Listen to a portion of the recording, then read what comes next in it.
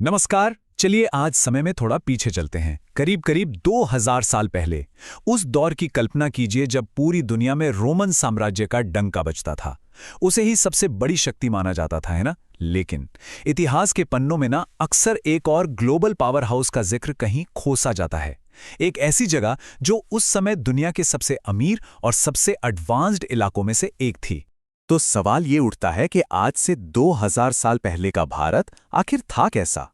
क्या वो बस किस्से कहानियों और मिथकों की जमीन थी, या फिर सच में वो व्यापार, विज्ञान और ज्ञान का एक असली ग्लोबल सेंटर था?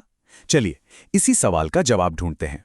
तो इस सफर में हम कुछ चीजों पे गौर करेंगे। सबसे पहले ये देखेंगे कि इतने सारे राज्य होने के बावजूद भारत एक सिविलाइजेशन के तौर पर कैसे जुड़ा हुआ था। फिर बात करेंगे यहाँ के शानदार शहरों और नॉलेज सेंटर्स की। देखेंगे कि ये दुनिया का ट्रेडिंग हब कैसे बना। और हाँ, यहाँ हुए कमाल के साइंटिफिक आविष्कारों को भी नहीं भूलेंगे। और आखिर में उस समाज की अच्छाइयों और बुराइयों दोनों को समझने की कोशिश करेंगे। चलिए तो शुरू करते हैं। हमारा पहला पड़ाव है उस दौर का पॉलिटिकल लैंडस्केप, जो काफी अनोखा था। देखिए, यहाँ एक बहुत बड़ा फर्क समझना जरूरी है। एक तरफ था रोमन एम्पायर, एक सरकार, एक साम्राज्य। वहीं दूसरी तरफ था भारतीय उपमहाद्वीप, जहां कई सारे अलग अलग राज्य थे, अलग अलग राजा थे। पॉलिटिकली तो ये सब आज़ाद थे, लेकिन एक चीज़ थी जो इन सबको एक धागे में पिरोती थी। वो थी एक कॉमन सिविलाइजेशनल पहचान। मतलब एक जैसे फिलॉसफी, एक जैसे महाकाव्य और मिलती जुलती सामाजिक परंपराएं। यही वो गौंद थी जो इन्हें जोड़े हुई थी। अगर उस जमाने की बड़ी शक्तियों पर नजर डालें तो उत्तर में सातवाहन थे, पश्चिम में शक और कुषाण अपना दबदबा बनाए हुए थे, और दक्षिण भारत में चोल, चेर और पांड्यों का राज था। मतलब पूरा सब कॉन्टिनेंट पॉलिटिकली कितना एक्टिव और डायनामिक था, इसका अंदाजा यहीं से लग जाता है। अच्छा, राजनीति से आगे बढ़ते हैं और अब बात करते हैं उस जमाने के शहरों की। और ये सिर्फ शहर नहीं थे, ये थे ज्ञान और शानो शौकत के बड़े बड़े केंद्र। जरा इस बात पर ध्यान दीजिए। एक ग्रीक हिस्टोरियन थे मेगास्थनीज। उन्होंने आज के पटना के पास बसे शहर पाटलिपुत्र के बारे में क्या लिखा था पता है? उन्होंने कहा कि ये शहर इतना बड़ा और इतना ऑर्गेनाइज था कि उसके सामने रोम, जी हाँ रोम जैसा शहर भी छोटा लगता था। ये उस समय की अर्बन प्लानिंग का लेवल दिखाता है। कमाल है ना? और फिर एक नाम आता है, तक्षशिला। ये कोई आम शहर नहीं था। इसे आप दुनिया की पहली ग्लोबल यूनिवर्सिटी कह सकते हैं। सोचिए, चीन से, ग्रीस से, सेंट्रल एशिया से दूर दूर से स्टूडेंट्स यहां पढ़ने आते थे। क्या पढ़ते थे? इकोनॉमिक्स से लेकर सर्जरी तक, सब कुछ। यही वो जगह थी जिसने भारत को एक इंटेलेक्चुअल सुपर पावर बनाया। चलिए अब बात करते हैं पैसे की, यानी इकोनॉमी की। एक ऐसा एरिया जहां उस समय भारत दुनिया को लीड कर रहा था। ये आंकड़ा जरा ध्यान से सुनिए। आज से 2000 साल पहले दुनिया की पूरी इकोनॉमी में भारत का हिस्सा लगभग 30% से भी ज्यादा था। 30%! ये दिखाता है कि भारत उस समय कितना बड़ा इकोनॉमिक पावर हाउस था। ये सिर्फ सोने की चिड़िया वाली कहावत नहीं थी, ये हकीकत थी। एक ऐसी हकीकत जो ट्रेड और प्रोडक्शन पर टिकी थी।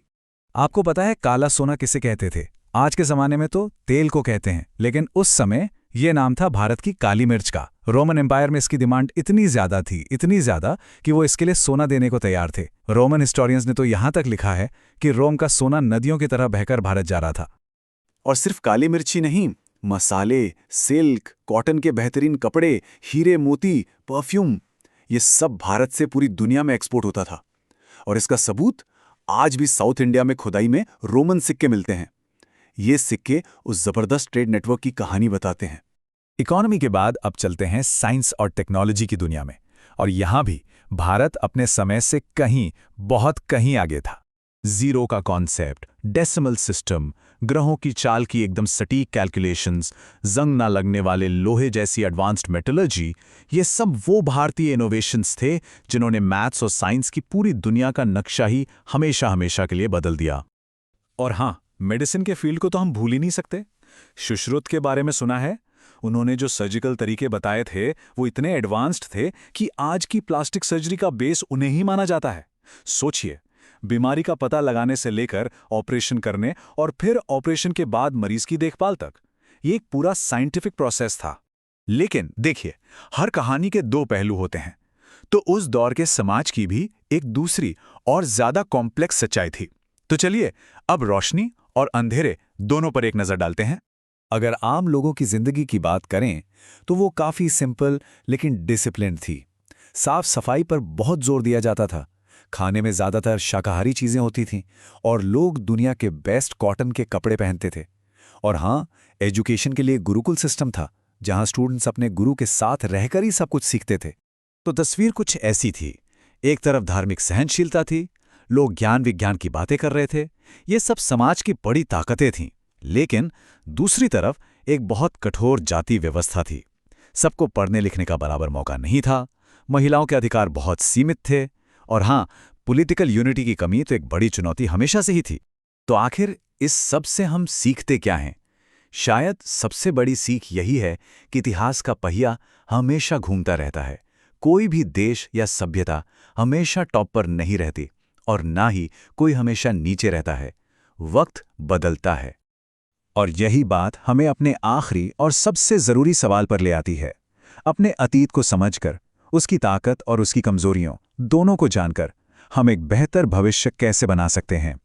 ये एक ऐसा सवाल है जिसका जवाब हम सबको मिलकर सोचना होगा।